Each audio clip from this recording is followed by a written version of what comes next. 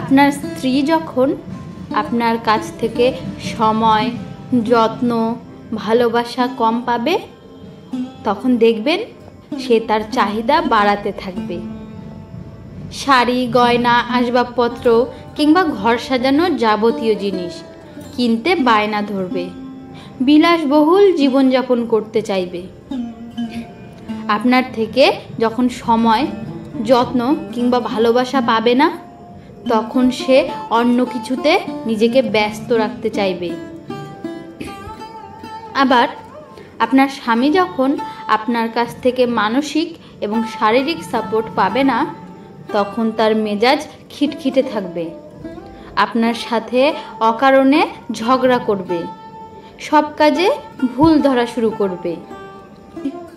স্ত্রী যদি মানসিক কিংবা শারীরিক চাহিদা পূরণে ব্যর্থ হয়, তবে সে পুরুষ কখনো সফলতার মুখ দেখতে পারে না। সে থাকবে কেবলই হতাশাগ্রস্ত।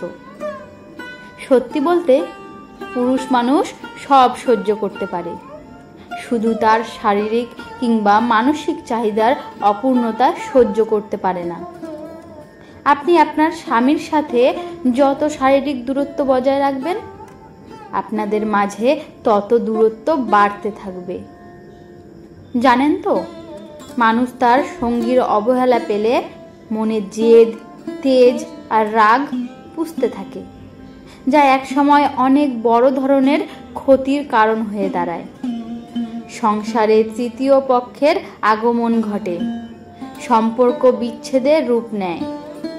আর তখন পাশাপাশি এক বিছানায় থেকে শুধু নামে মাত্র সংসারের দায়িত্ব পালন করে গেলেও মনের দূরত্বটা আজীবন থেকে যায়। সংসারে স্বামী স্ত্রীকে থাকতে হয় একে অপরের পরিপূরক হিসাবে। পরস্পর পরস্পরের দোষ না খুঁজে বরং পরস্পরের যেটা প্রয়োজন তা পরস্পর মিলেই মিটিয়ে নিন। একজনের মানসিক সাপোর্ট লাগলে তাকে মানসিক সাপোর্ট দিন, সময় দিন, যত্ন দিন। অপরজনের শারীরিক সাপোর্ট লাগলে তার শারীরিক চাহিদা পূরণ করুন। কেউ কাউকে দোষারোপ না করে পরস্পরের মন জুগিয়ে চলার চেষ্টা করুন। পৃথিবীর সব কিছুই ক্ষণস্থায়ী। সংসার জীবনে অশান্তি নিয়ে পৃথিবীর কোনো মানুষই ভালো থাকতে পারে না, কস্মিন কালেও না।